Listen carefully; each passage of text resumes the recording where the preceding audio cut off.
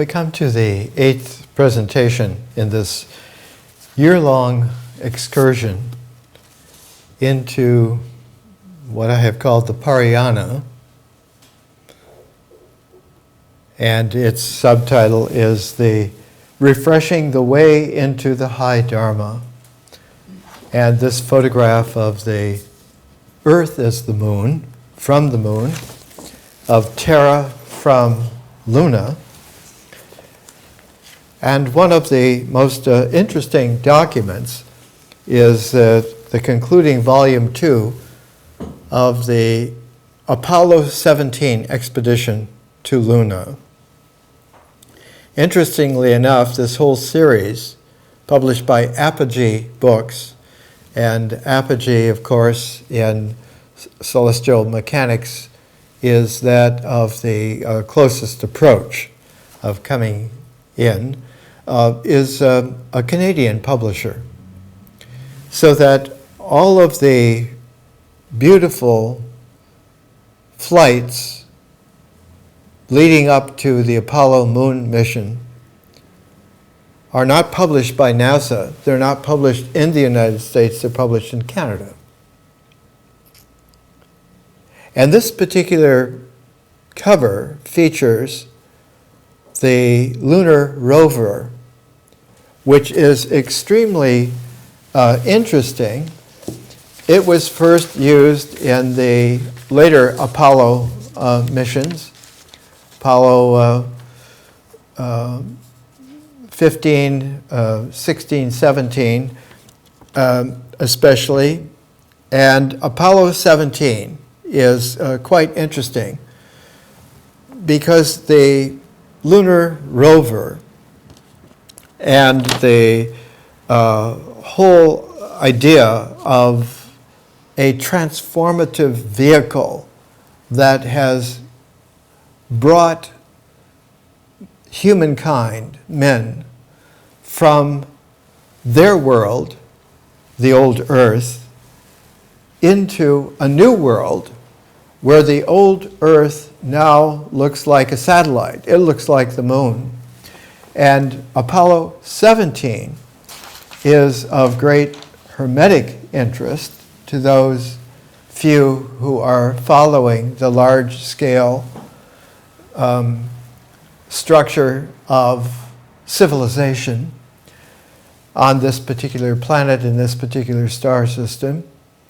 That Apollo 17 is curiously close to plate 17 in a classic hermetic treatise called Splendor Solis, the splendor of the sun. And it is about alchemy, and Splendor Solis is reprinted here some decades ago now, and is very difficult to find in London. And the original was published, its author is Solomon Trismussen. And Solomon Trismussen is famous for all time as being one of the two teachers, one of the two hermetic guides for Paracelsus. Paracelsus, whose name Theophrastus, Bombastus, Paracelsus, von Hohenheim, was a very difficult character, hard to get along with, because he was torrential and impatient with the old, which he knew to be quite false, in fact, riddled with a corruption that hermetically was a signal that a transformational process was in play. The first stage in an alchemy is the corruption of the old falsity. It begins to go through a process of not just dismemberment, but of dissolve, of coming back to that kind of a universal liquidity, which allows then for a reconstellation of what is new to emerge, much like a caterpillar will go into its cocoon and will liquefy and then will re-emerge as the beginnings of a butterfly, and the cocoon, when it opens, the butterfly will come out drying its wings, and when they are dry, we'll be able to beautifully fly into the flowery fields away and beyond. So too, the development of the exploration of space is that kind of a hermetic process, which includes not only the alchemy, but also the astronomy of symbols. It used to be called in shorthand astrology, but astrology was a limited co-opting of the facility of prediction, and not at all interested except for those who wanted to find out what the meaning of a horoscope really is and why there are interesting developments that constantly go on and that lead to astronomy in the sense of an astrophysics as we've had since the 1890s beginning. And so astrophysics and alchemy together were the two hands of the Hermetic tradition that in the first century of our common era, the first century AD, Anno Domini,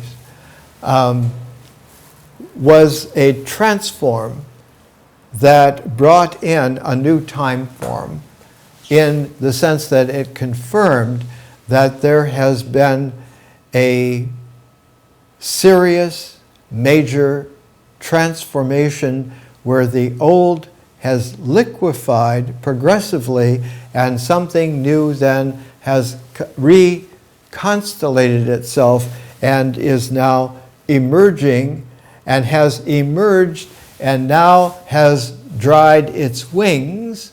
And remember that the Greek word for butterfly is psyche, suke. It means butterfly.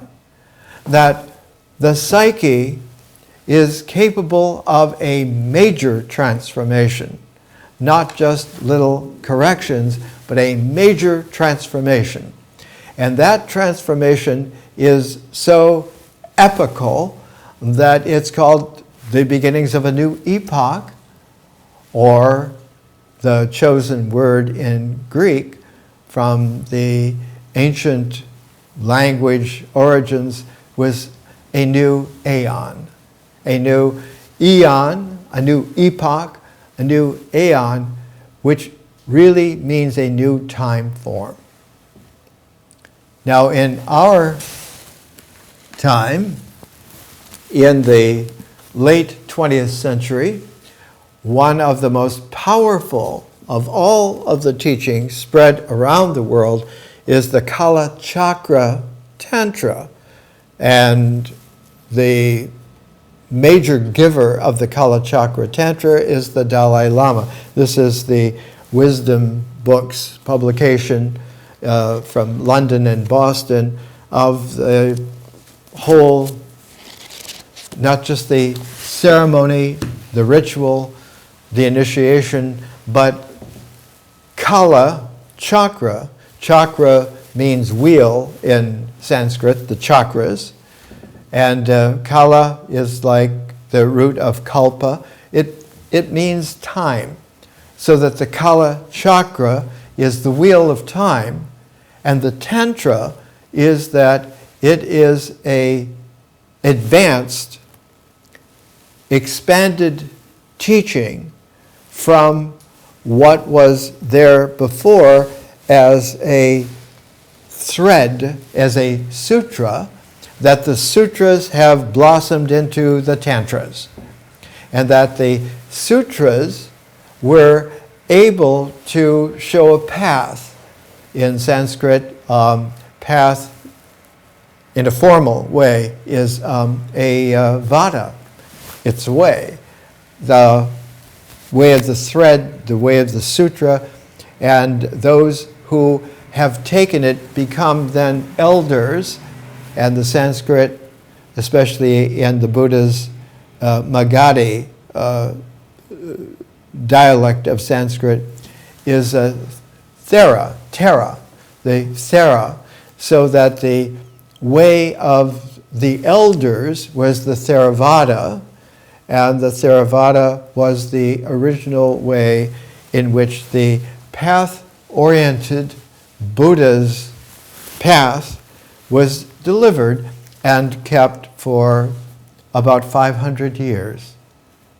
The Buddha himself, in many of his, as Bertrand Russell would call them, disquisitions, in Latin sermones, sermons, remembered and then written down, and the written down remembrance was the sutra, and those who observed the sutra, the sangha, the community, used the dharma, the truth of the Buddha's path, the sutra, to keep the sangha alive and coherent throughout an entire time form.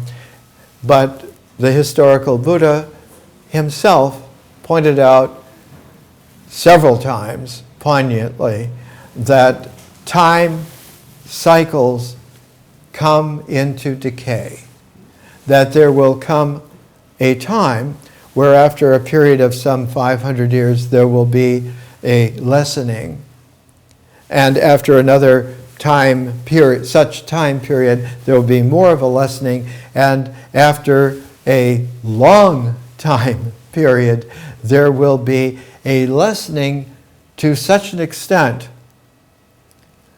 that it will not be distinguishable any longer as something not just special, but of poignantly, uniquely real.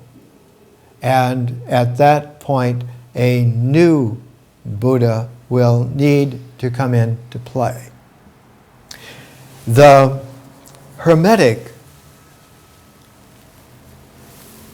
coming together was brought in the 90s AD, from 90 to about 100, a little bit more than 100 AD.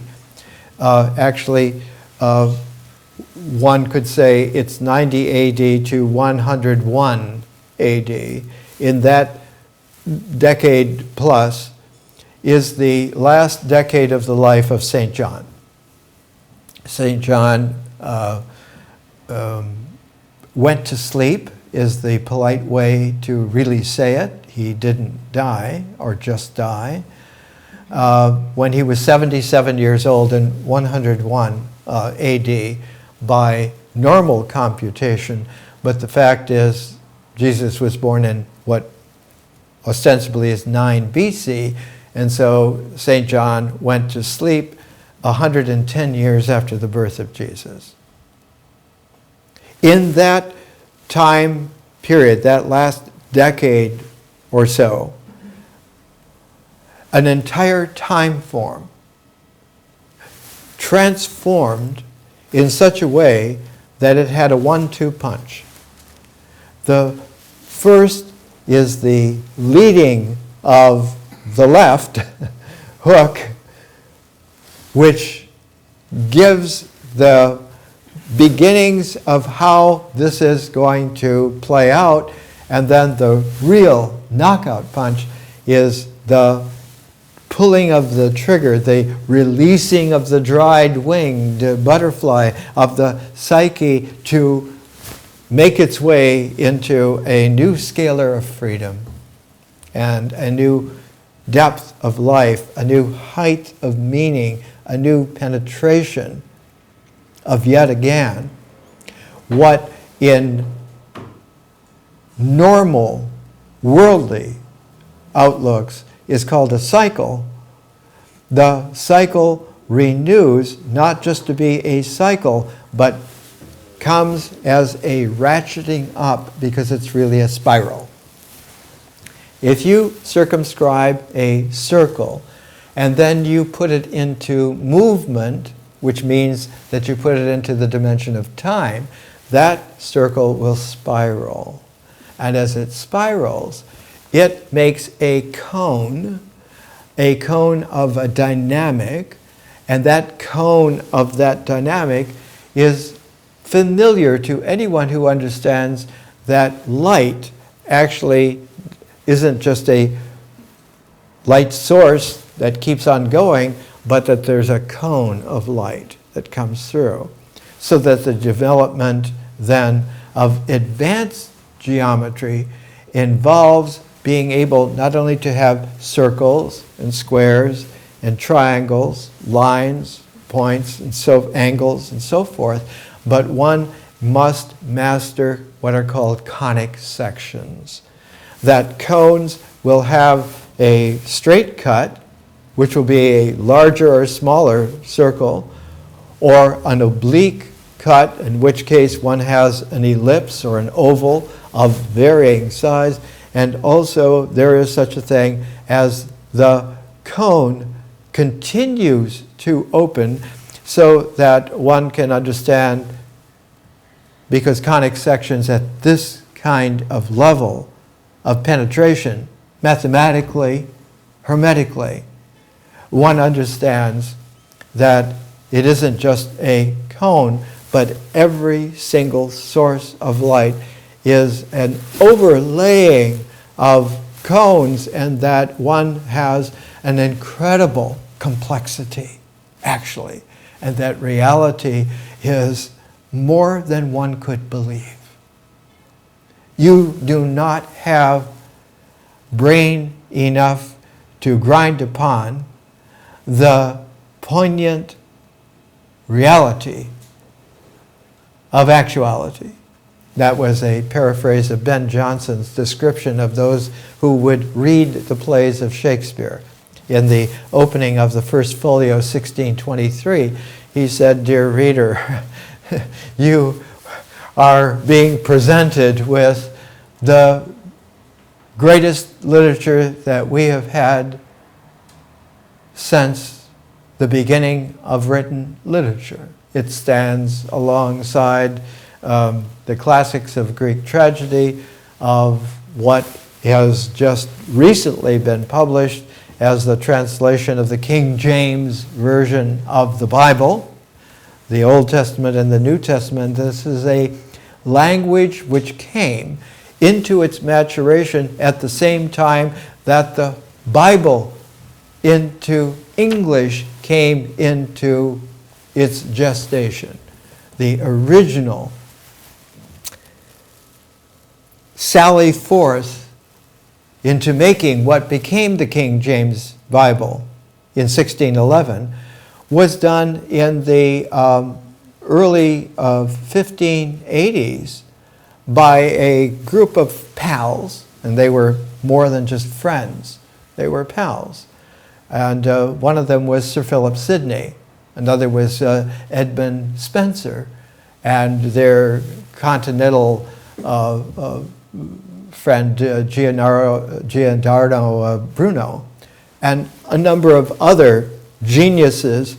And it was Sir Philip Sidney who began seeing that it took a new poetic in English to be able to translate the poetic core of the Old Testament, which had been for 1,600 years, for 1,600 years, the poetic that was the metronome of the genius of the Old Testament were the Psalms of David, of King David. Because those Psalms, the royal Psalms, they're called in criticality scholarship in the 19th century and into the 20th century, but David did not just write songs, he wrote psalms, which were like holy prayer songs to his lute, to his ability to sing his poetic, and some of the deep Hermetic understanding of that is that that lyre that King David used was not an instrument that was available previously to the scalar that it was in King David's maturity, and because that lute was an instrument that had come into play just about 500 years before King David was born. And that lute was in Greek called a lyre. And the lyre to a holy poetic was the development of what since then has been considered just a mythic figure, the figure of Orpheus. It is Orpheus who first brings the lyre into play with a poetic language which is able then, the reduced saying is that Orpheus sang so sweetly, very polite, that he charmed wild animals to be tamed. Now, in a wisdom hermetic way, this is understanding that this is a transformative language, that one does not just speak it. It's not about business. It's not about ruling. It's not about laws. It's not about transactional gains. It's not about arguments. It's not about this and that or the other, or as they used to say in Tennessee, t'other. It's singing in such a way that the nature that is beyond understanding that it's within an order becomes ordered. Music soothes the savage beast, but there is also an aspect to music where it is completely upsetting, where the lute of Orpheus was the way in which someone like a King David was able to soothe, because he was one of the original toughies. He was one of the greatest warriors of his day. The fact that everyone remembers that even as a young adolescent, he slew Goliath. Can you imagine what it takes for a teenager with a slingshot and a stone to throw it with such effort and penetration and accuracy that it literally killed Goliath in one blow? A man larger than 7 feet. David was, he looked like the classic Popeye. King David was about 5'8", very stocky and tremendously muscled and disciplined, even as an adolescent coming in. And the old David was one of the great warriors. So David's psalms were psalms from someone who had been the heavyweight champion among tough guys, who had come to understand from a relationship that was special with a woman who was extraordinarily special. And King David, like a movie star or rock star in his time, had a passel but it was Bathsheba who awakened in him the quality of understanding that there is a love which absorbs desire, which transforms lust, which makes possible a refinement. And out of this comes a new quality of mankind, a new birth. And when Bathsheba became pregnant and gave birth to a son, King David vowed that this son of ours will inherit my kingdom. He will be my son, the son, who will not only take over the kingdom, he will be the beacon, excellence of the beauty of love, the truthfulness of our coming together. And the Psalms of David, the later royal Psalms of King David, are extraordinary visions. So that the translating, David lived about 1000 BC. Sir Philip Sidney died young. He was just in his 30s in the Netherlands in one of the wars in the 1580s. And so almost 1600 years. And Sir Philip's translation of the Psalms of David had only gotten so far. And no one who was around him, even geniuses like Sir Edmund Spenser, who wrote The Fairy Queen, were unable to continue the Psalms of David translated as Sir Philip Sidney had done so, because Sir Philip himself had fallen in love and had married and had come to understand King David's psalm making to a T. In fact, the wife of Sir Philip Sidney was the daughter of Sir Francis Walsingham. And for those who do not know, there was a CIA working for Queen Elizabeth, and Sir Francis Walsingham was the head of that CIA. He was the head of Elizabethan intelligence, and he was an assassin par excellence, so that you never even knew that so-and-so was marked, gone, over incredible time.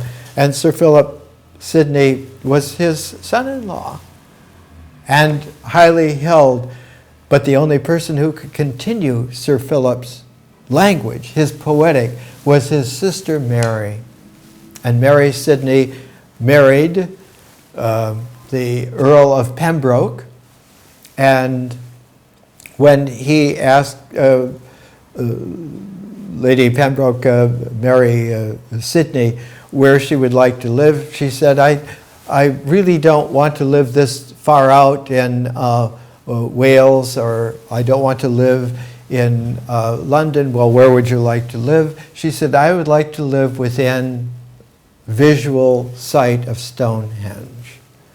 And in those days, men heeded through real love the real women that they were really married to.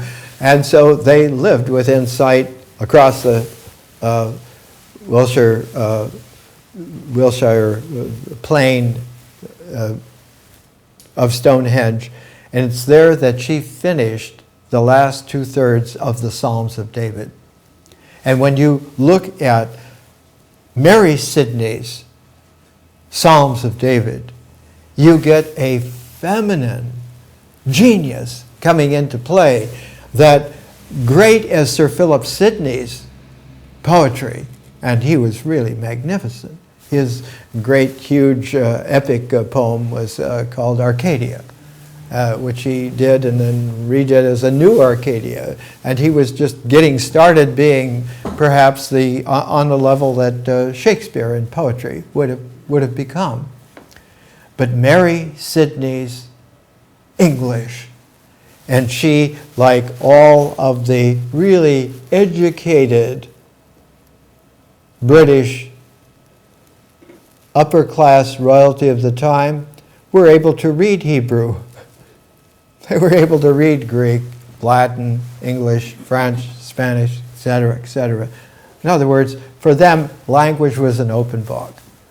And her reading of King David's Hebrew Psalms, and one has to understand that Hebrew by 1000 BC was the first time that the language, that Hebrew as a language, was able to be written. and written on a level of King David's Psalms. A twin of King David is Homer. Homer is the first time that Greek can be written so that it can be read by those who knew classical Greek, like David's Psalms could be read by those who knew classical Hebrew. There they are. One can read. It is the written language that is the fermentation of vision.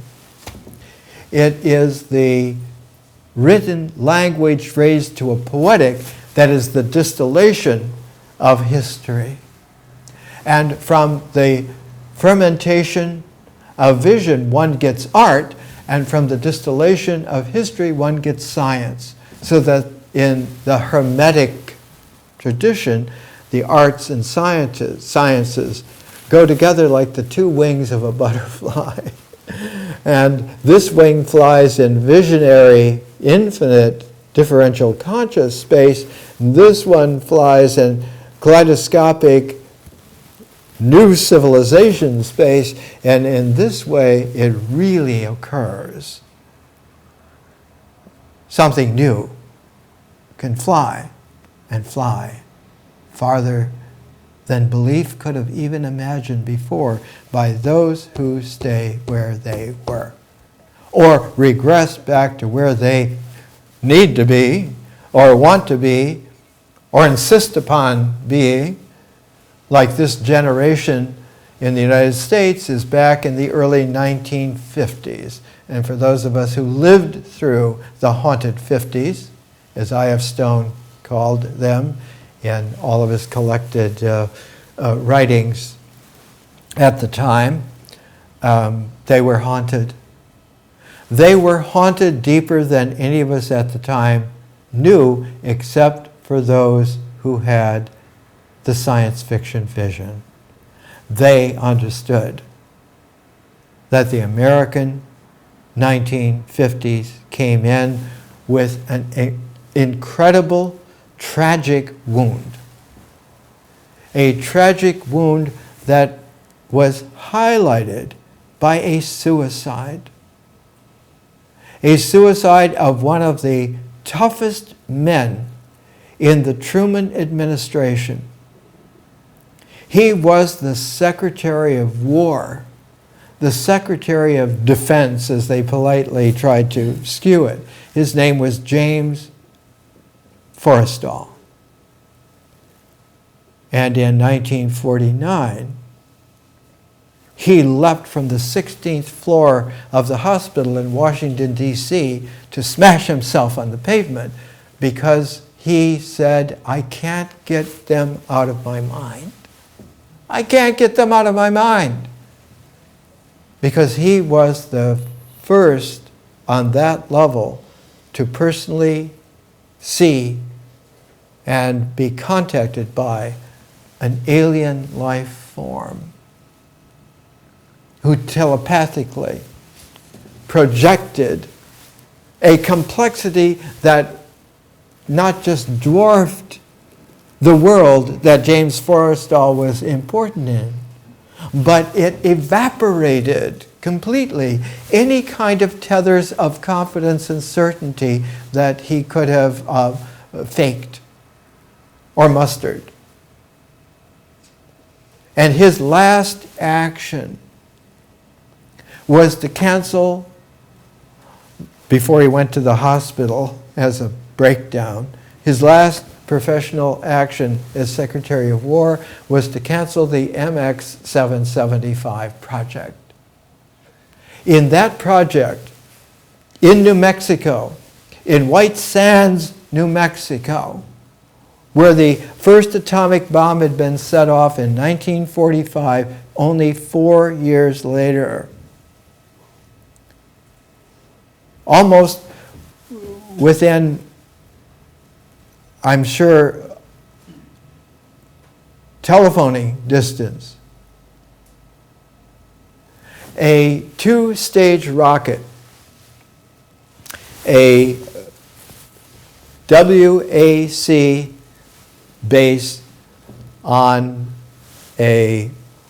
with a corporal rocket. That WAC corporal two-stage rocket was sent up 250 miles into space. Farther into space than the International Space Station is, and that was in February, we're in February, of 1949. 51 plus 14 is 65 years ago. 2/3 of a century ago. He canceled it. Because there was no more sense in having a space program. Because they're here. They are so far beyond us that it's not even feasible, that all of this is a joke, all of this is a ridiculous charade. And Forrestal had no hermetic guidance whatsoever to understand that all of this, poor fellow, has been seen in spades before, long time before, have dealt with this incredibly before, thousands of years ago. And that's why we do what we do and are going where we're going, because we understand what it takes and how to teach it and how to bring it through, so that instead of committing suicide and canceling what is just now tremendously new, that you can have something like the 17th illustration to Splendor Solis, like Apollo 17, and it has a chariot just like the lunar rover, and it has the alchemical, hermetically sealed, it's called a cucurbers. That vessel contains a queen who is bare-breasted, who is surrounded by an oval rainbow, a halo of energy, and down below are men who are able to follow this in mission control. And here is a whole globe. They thought it was the Earth globe, but it can be also the new lunar globe, that one is understanding that we are now through the cocoon stage. We're drying our wings, and we're ready for the psyche, for the suke, for the butterfly to fly. Let's take a little break.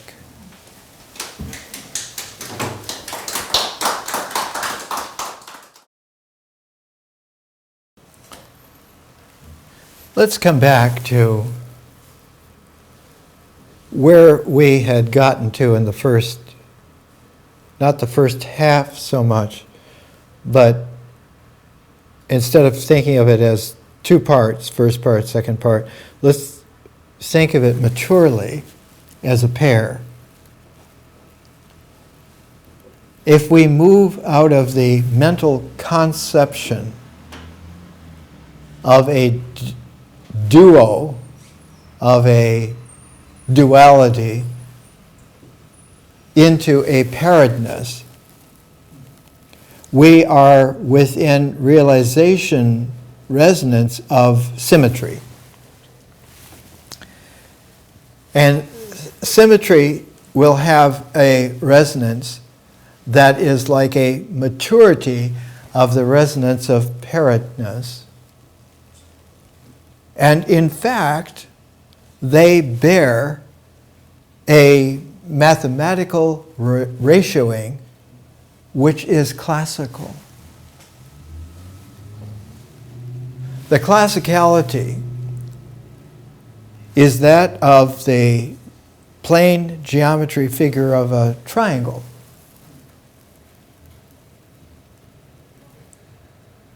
Much is made of the Pythagorean triangle, the 3, 4, 5 triangle, where the square of 5 is 25 square, and the square of the 3 is the 9 square, and the square of the 4 is the 16 square, and those two squares equal this third square,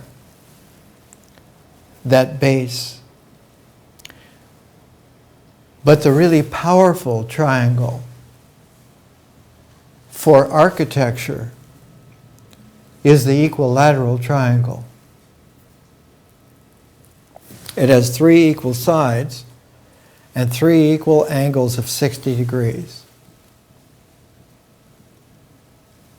And the understanding of that does not come from numbers, from arithmetic, but it comes from observation of astronomy. If you get used to looking at the stars, mostly in the northern hemisphere of our world, in the starry patterns, there are certain patterns that stand out. The pair of 2 bright stars, Castor and Pollux, being Gemini. The 3 stars of the belt of Orion. The way in which the Pleiades cluster together, and in between Orion and the Pleiades is a big V headed by a very bright reddish-orange star, Aldebaran, and that V are the horns of Taurus. But in that constellation, one of the brightest stars that was significant is Sirius. It's a blue-white giant star. It's only less than 9 light years distant. It's the same kind of star as in the constellation of Orion. Down the big star below the belt on the right is Rigel, which is a blue-white giant as well. But Sirius is very close. Rigel is more than 900 light years away. Sirius in Egypt was called Sothis. And the rising of Sothis, not just Sirius, but always associated with the baboon, the African dog, sometimes called the dog star. The rising of Sirius indicated that the Nile was already beginning its flooding, and all of Egypt, all of the nomes, all of the districts should prepare for their sustenance of life, for their planting. So the rising of Sirius, of the dog star of Sothis, was the trigger for that whole renewal of life, of energy. And the very bright star that is associated with Sirius, because Sirius as the dog star, this was before the dog star rises, because Procyon, before the dog star, doesn't set. Its way of being above the horizon signals to those who know the constellationing of Sirius and Procyon, know that it's coming. It hasn't risen yet, it will. And as sure as Sirius rising, the Nile will flood and everything will be plantable in Egypt. But if you look at the line, a celestial geometry line between Sirius and Procyon, that distance has exactly the same distance as Sirius does to a very bright star in Orion. Just like Rigel is below the 3 belt stars, above the 3 belt stars, a very huge, enormous yellow star is called Betelgeuse in Arabic, Betelgeuse. Betelgeuse is so large that the surface of that star, if it were where our sun is, the surface of that star would be to the orbit of the planet Mars. You can't say big enough to get to that. It's about 1,000 light years away as well. But if you take a line between Betelgeuse and Sirius, and then Sirius and Procyon, you can draw that same line from Procyon to Betelgeuse. It makes an equilateral triangle in the sky. So that equilateral triangle becomes a hermetic, time-honored constellation of seeing visionly, that in the heavens, if we bring that constellation visionly to our world, we can construct with that, we can build with that, with great certainty that something fundamental has about to be done. And that equilateral triangle is one of the foundational visionary structures of Chartres Cathedral. One of the really interesting books that one can come out with, there's an Australian architect named John James. It's called The Master Masons of Chartres. It was published originally in 1982 and reprinted here. And there is also a book that came out, published in London by a very interesting kind of a group. Their organization is called Research into Lost Knowledge Organization. And they published a series of books called The Mysteries of So-and-so, The Mysteries of Stonehenge, The Mysteries of Machu Picchu, etc. And The Mysteries of Chartres Cathedral is the number one, is the first in that whole series. And the author, Louis Charpentier, is translated from Charpentier, translated from the French by Sir Ronald Fraser. And originally it came out in 1966, translated into English in 1972, and reprinted in this new series in 1975 by Avon Books, where all of the mysteries of such and so in architecture were published by Avon publishers. Charpentier is one of those French savants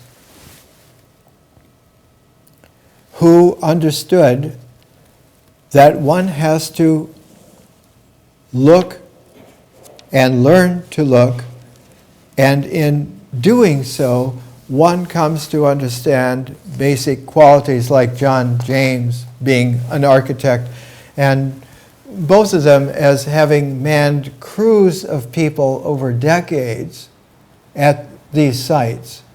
John James at one time had the gift of about 20 architectural graduates that were clustered together at Chartres for a summer, and he got to direct them, and so they began doing what Brunelleschi and Donatello had done in the Renaissance. They went to a place like Rome and began measuring everything, especially Agrippa's Pantheon, to see how it was built. How do you build a massive dome that survives for 1,500, 1,600 years counting? And Agrippa's Pantheon is still there in Rome, just as he built it. It still works. And Brunelleschi's dome, Il Duomo, in Florence is now almost 600 years there. It works perfectly well. Chartres Cathedral has been there for 900 1,200 years and works very, very well. Went through vicissitudes, but the first architect to lay out the beginnings of what became Chartres Cathedral. We don't know his name, he's called Scarlet. All of the master architects of Chartres went by colors. And Scarlet was followed. He only stayed long enough, about a year, to lay out the way in which the overall shape, the sketch of how this is going to be. And the second master architect to come in was, his color was bronze.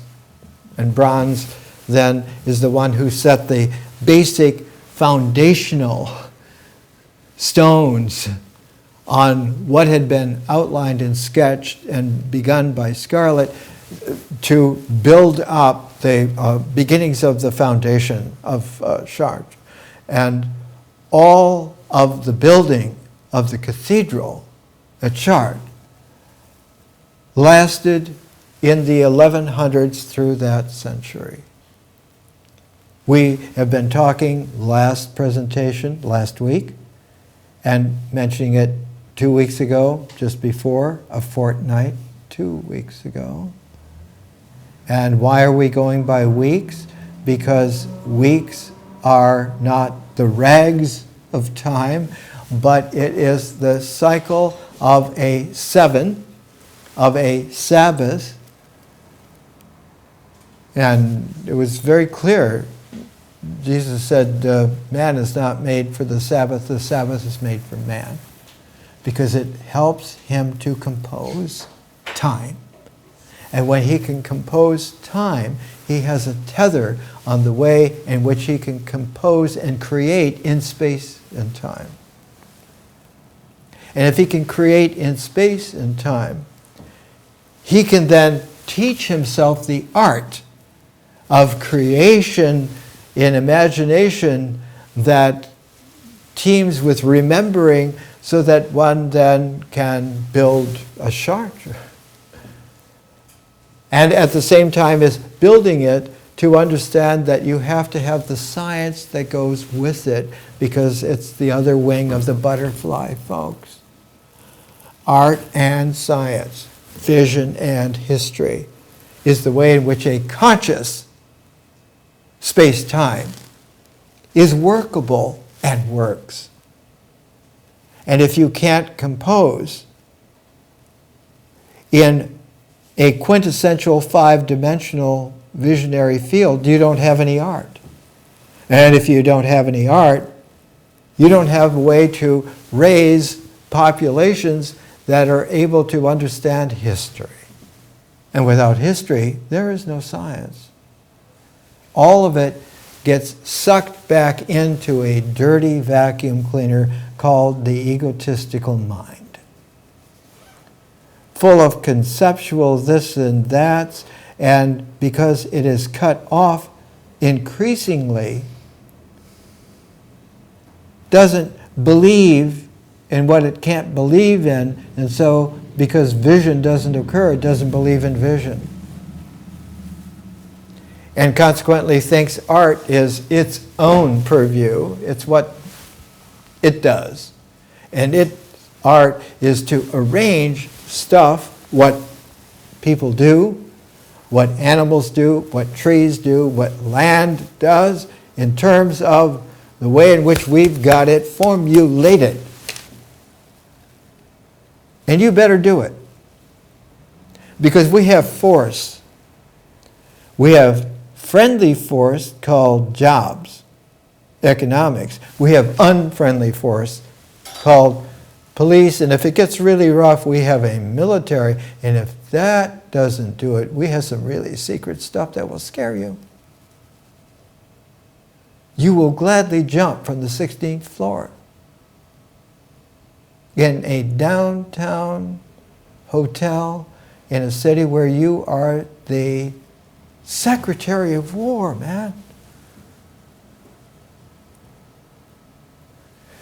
What is important is that bronze was succeeded by a number of colors. There was a ruby and a rose and an olive, and eventually, by the 1190s, Chartres Cathedral was incredible. And then in 1194, it had a massive fire and burned. Not that the stone so much burned, but everything else in it, and the roofing and everything. All of that time, and the 1100s, the 12th century, has been recognized since the late 19th, early 20th century as a Renaissance also. Like Procyon, it was the Renaissance before the big Renaissance. And the reason why it was in the 1100s is that the 1100s are not just the century after the 1000th year, the 11th century, the 1000s. Well, if you're looking at millennium, the millennium was in 1100 AD, 1000 AD, and 1100 AD is certainly not the millennium, except for Hermetic learning, where one understands that these are movable feasts. The feast of the millennium certainly follows a carrier wave after 1,000 years.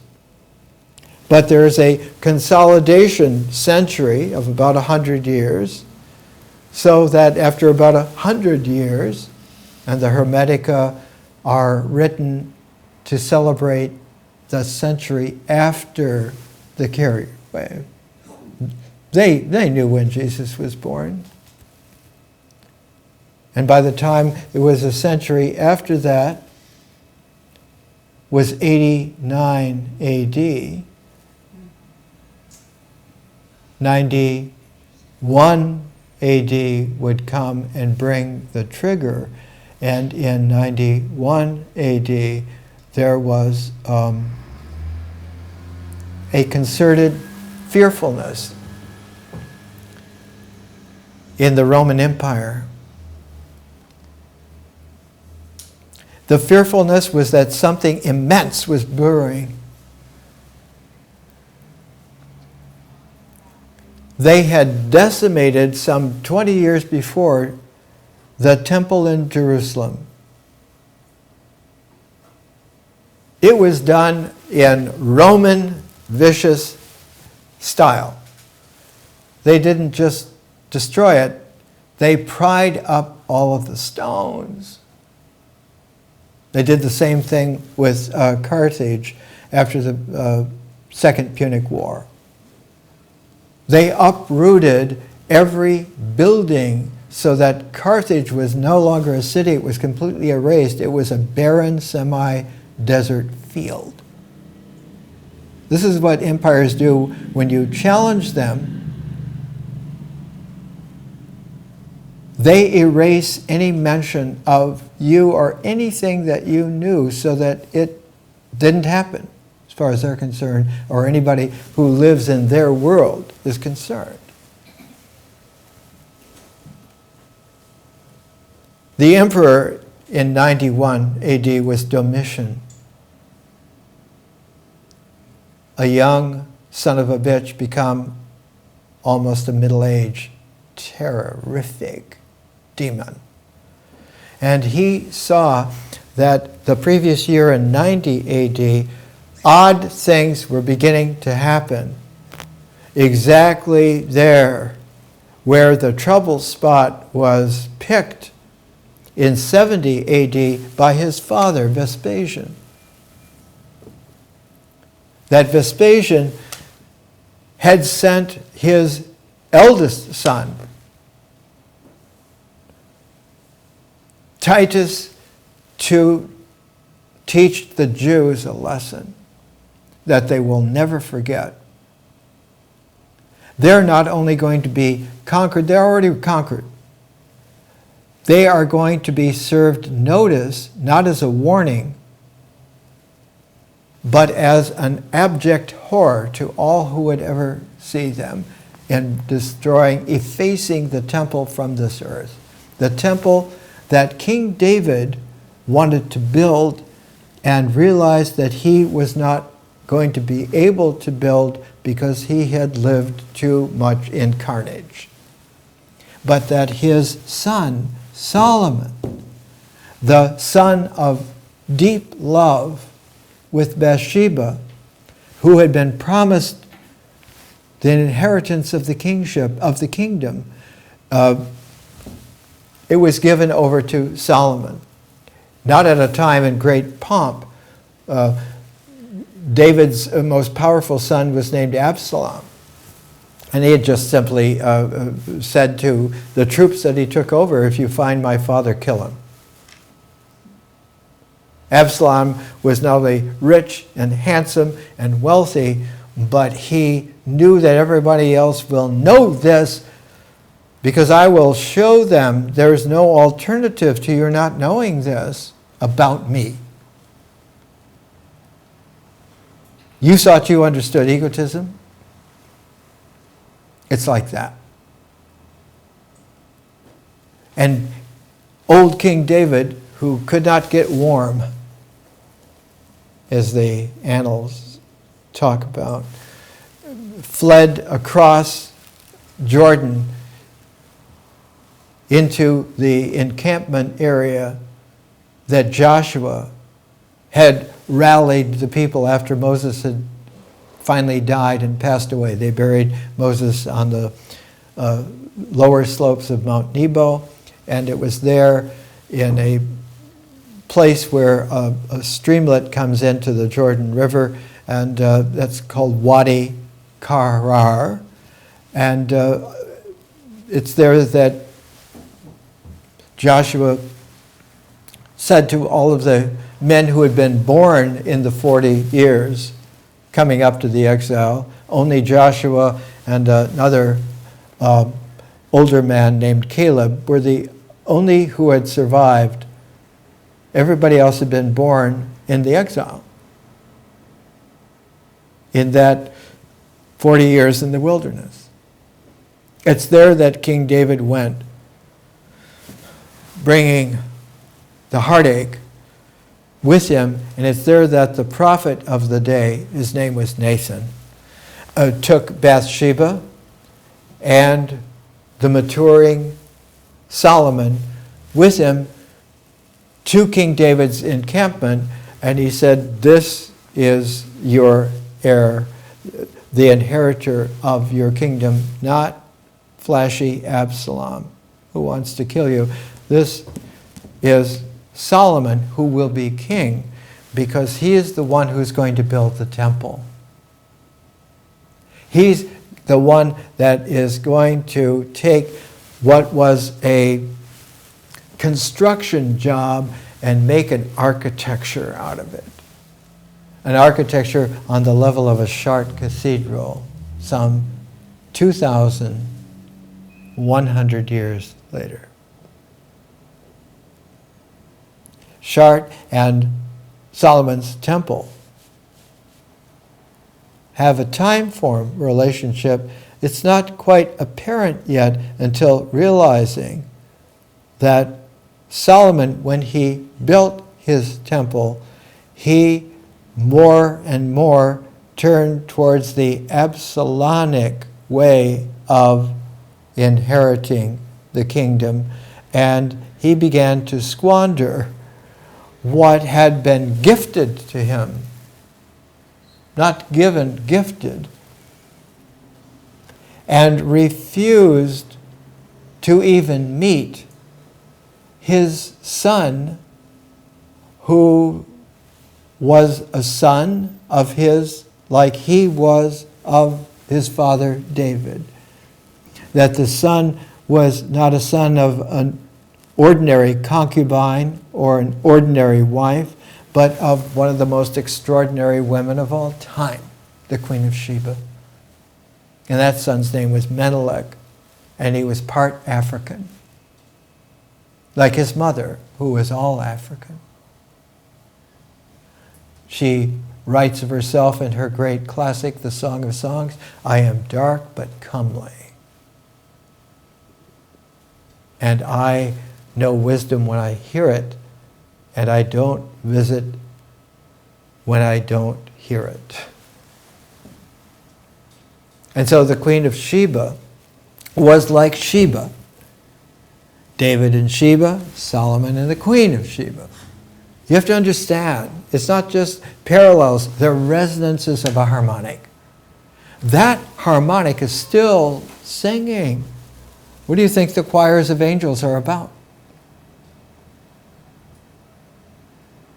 They're not about hypnotic, threat-mongering, grayish things, or would-be star system warlords. Nothing to do with it whatsoever. They're extraneous, and we know it. We've always known it. They had better watch out. Our wings are dry. The way in which Domitian engineered the murder of his older brother Titus, who was emperor only for 2 years and then died of an infection, and Domitian would not allow any physicians into him. Why would he do that? Not just because he was a really vicious, demonic character, but because his older brother fell in love with a Jewish queen.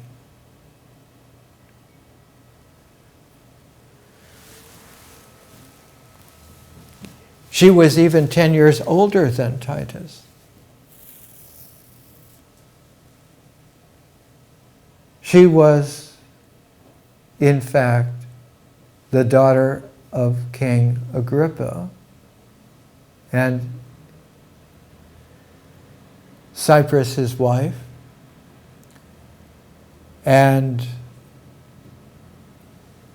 she had been married to one of the upcoming, beautiful, powerful young men in the world at the time, named Marcus Julius Alexander. And Marcus Julius Alexander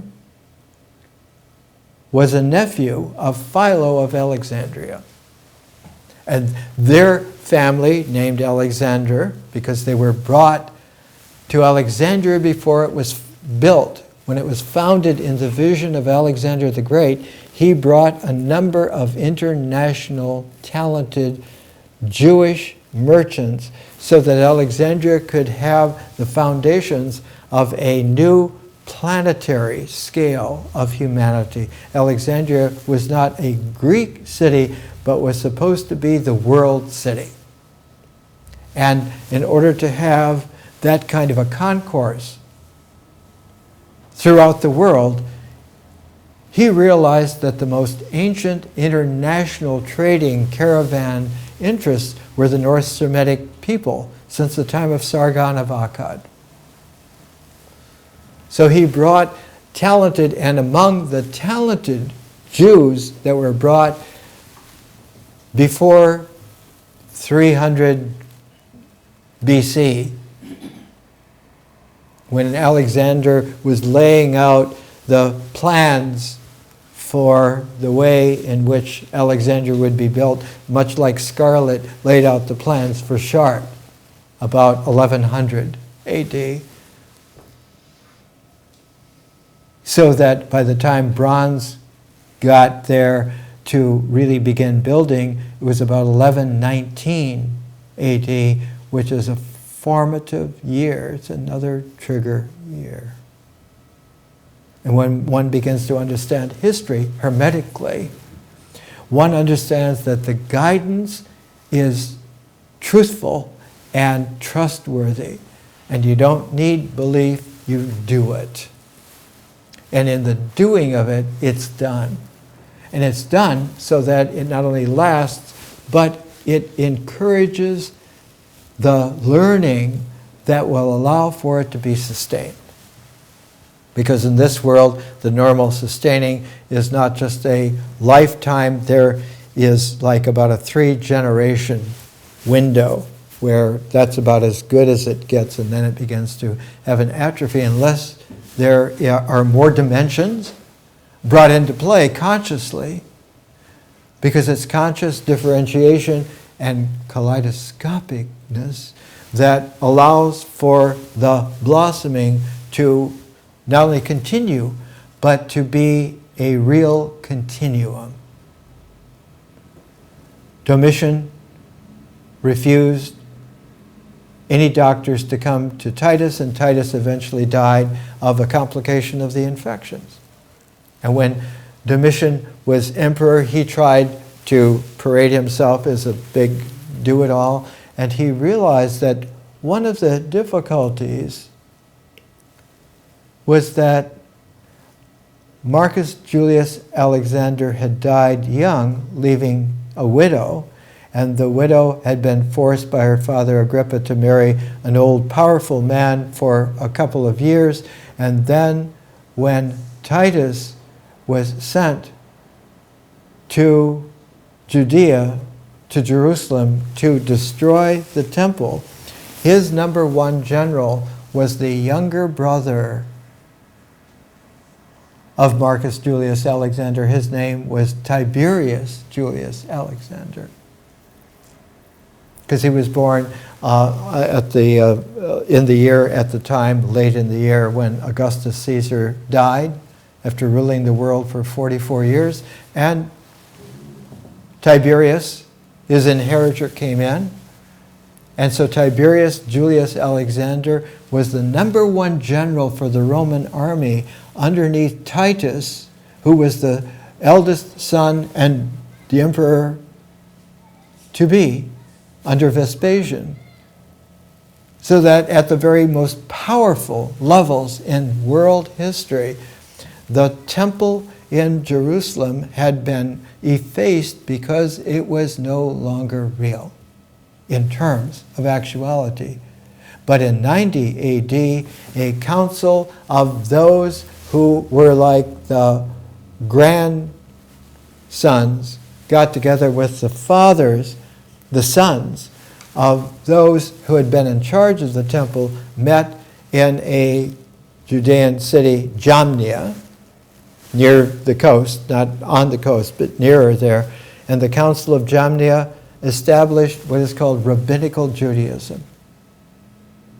We will not change an iota of the Torah, of the prophets, of the wisdom books. They will remain exactly as they are now. And in 2014, the Masoretic text is exactly that of the Council of Jamnia in 90 AD.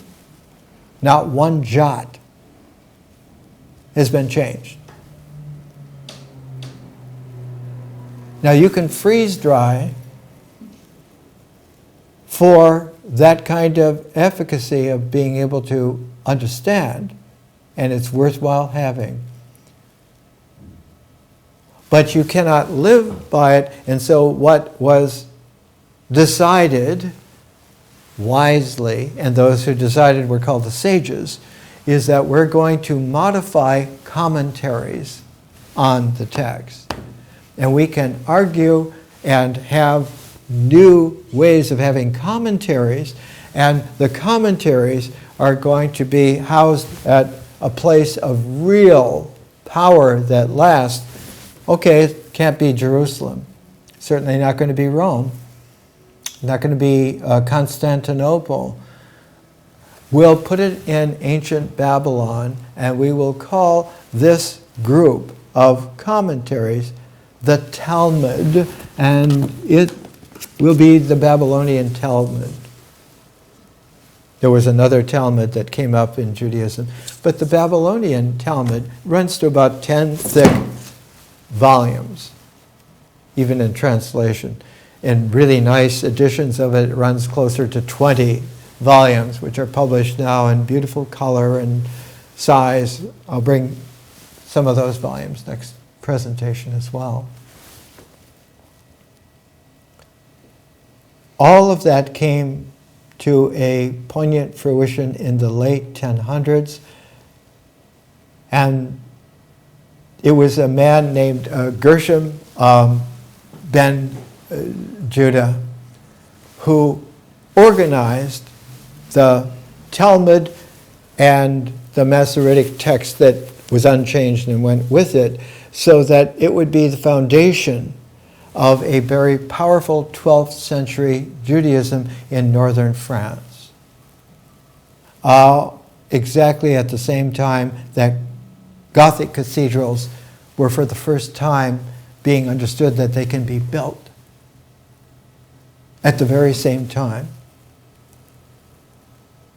And next week we'll see how all of that confluence came together with trying to have a Christian military re-seizing through crusades of the Holy Land and making a Jerusalem which is Christian. We're going to make a new temple. It's Christian, not going to be Jewish at all. Not going to be Islamic at all. And all of that comes to a crunch with the Templars and with the fact that someone standing in the way were Eloise and Abelard, because they, at that crunch, the successor to Gershom was Rashi, who raised the commentaries to a level of refined art. And all of this happened in Troyes, in Champagne, France, next within a day's distance to Chartres. Troyes is about the same distance from Paris as Chartres is. It makes an equilateral triangle. More next week.